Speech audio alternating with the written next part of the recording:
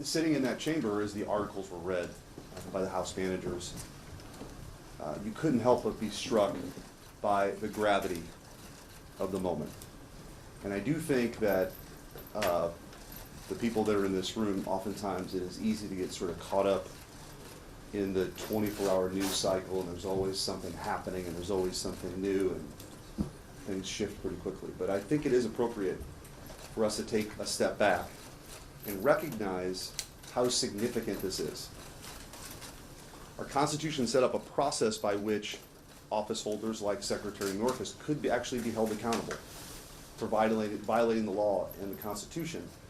For me, listening to that and reading along, and my hope is to hear further evidence, a lot of court cases were cited. I happen to be the Attorney General that brought those court cases, challenging the Biden administration and how they were handling the situation at the border. The court's remedy, of course, was to either uphold what they were doing or strike it down. We have a different remedy, and it is up to the Senate to decide that. There's no sidestepping it. We've dealt with significant issues over 240 years plus in this country. Never once has the United States Senate said we're not going to do that because we don't like the news cycle, we don't like the narrative. We've got a couple people who are vulnerable in an election cycle. There are things that when we raise our right hand and take the oath, take precedence over a lot of the stuff that we typically do, which is why we're moving to an impeachment calendar. And I suppose I'll close with this.